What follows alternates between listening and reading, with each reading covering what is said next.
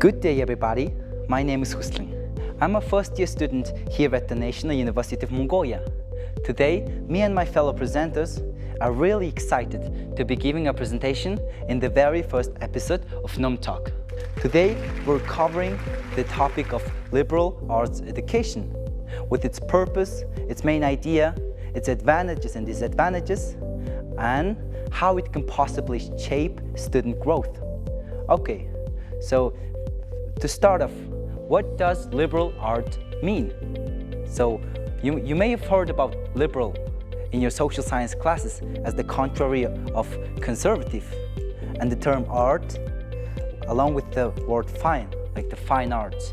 Well, when these two words are together, it means something very different, okay? The origin of the word comes from the ancient Greece, with liberal meaning free and art meaning practice. So it basically means free practice. In the time of the Greeks, its purpose was to give students a well-rounded education, including 7 courses that are arithmetic, rhetoric, music, and etc. Present-day liberal arts is just something a little bit different, but the concept is still there. It's to give students a well-rounded education. Okay, nowadays, liberal arts colleges are those who offer a variety of majors and minors in the fields of humanities, social sciences, and natural sciences. So, in simple words, they just teach a little bit about everything, right? Okay, so, well, why is it important? Is the next question might be. Okay, well, I'm gonna now exemplify one real-life example of myself, okay? When I first graduated high school, and I want to go to college, right? But I didn't really know what to learn, what to study in college, what to focus on, because I didn't know what the future might hold for me, or what careers will be in demand in the future. So that was a struggle for me. And also, one of the challenges that students face when they want to go to college is that they don't really want to focus on a single area of study. For those students, a liberal arts college might be best. Now, present-day liberal arts colleges are those who offer a variety of majors and minors in the fields of humanities, social, and natural sciences. Let's talk about the accessibility of this kind of colleges. Well, just in the USA, there's more than 1,500 colleges and universities that offer this kind of education system. The most notable ones being Harvard and Princeton. You've probably heard of those two, right? Well, also in Mongolia, the National University of Mongolia and the University of Science and Technology of Mongolia also offer this educational system. Now the question might be, why are these top elite colleges and universities preferring this education system? To answer this question, I want to quote directly what Princeton University says about liberal arts education, okay? They say, by exploring ideas, concepts, and methods across the humanities and the arts, the social and natural sciences, students will learn to read cogently, to write clearly, and to think broadly. These are the skills that will shape their future. Okay, to sum up everything that I've told, liberal arts education grants students in simple words, it's just a holistic approach to study. It gives students, it focuses on many fields and gives students many soft skills.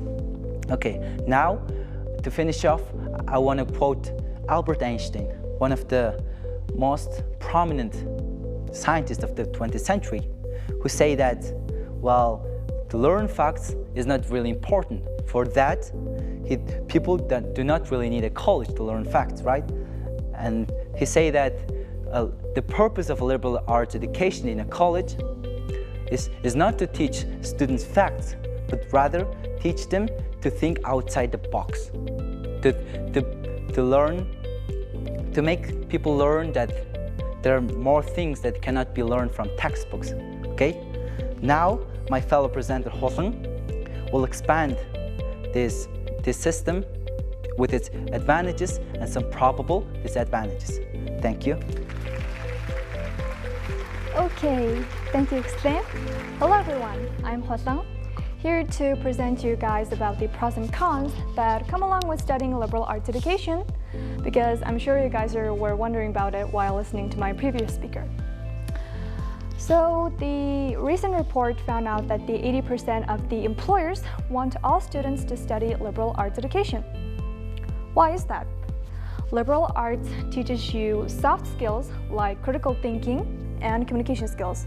The abilities gained from liberal arts education are consistently in the most demand skills for the future. Recently, 92% of the executives said that American workers don't have the skills needed to succeed at their jobs. But the skills gap isn't just about technical knowledge.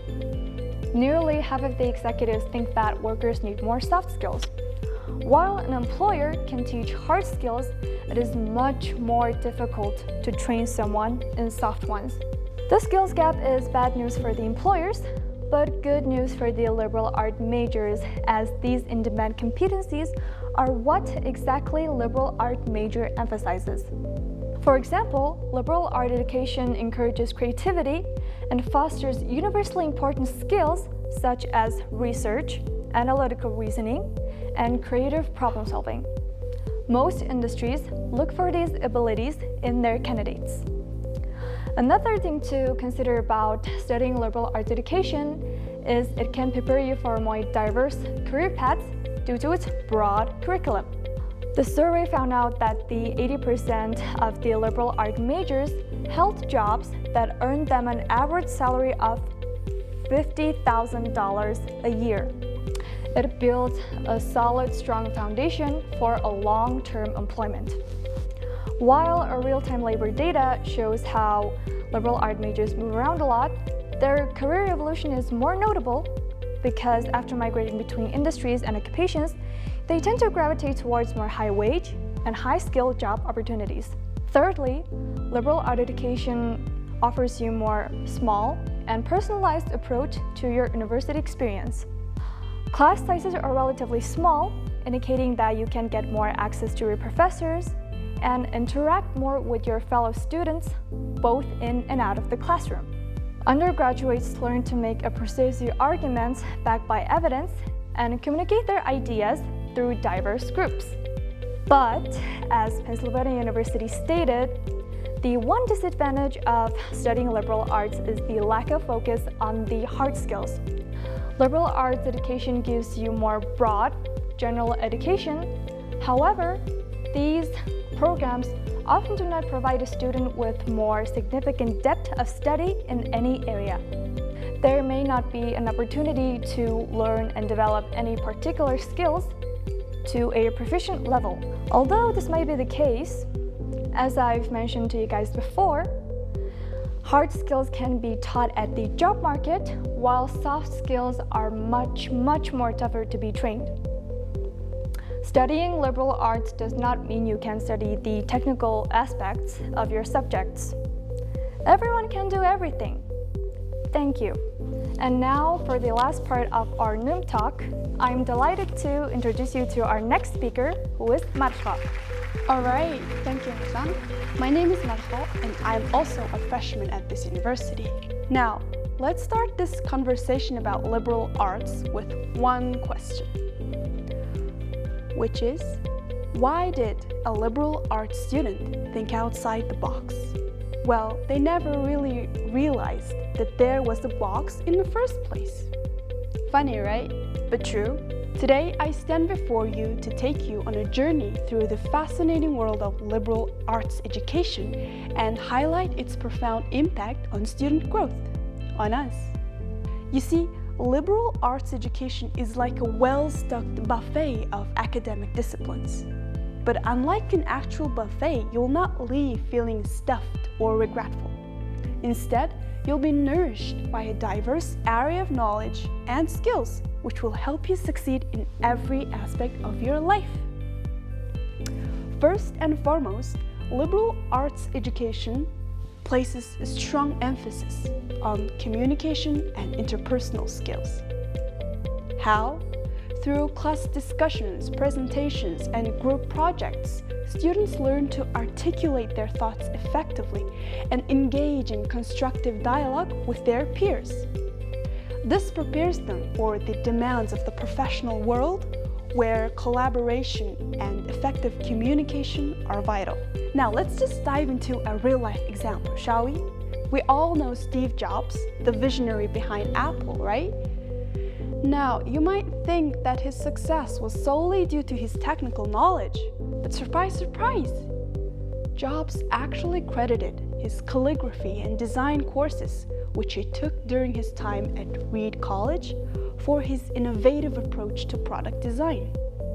Which means that we should thank liberal arts for the sleek, user-friendly iPhones, iPads, MacBooks we all love today. He once also famously said that it is technology married with the liberal arts, married with the humanities, that yields us the result that makes our hearts sing. The third point I want to point out here today is liberal arts also instills a sense of empathy and social responsibility. Why is that?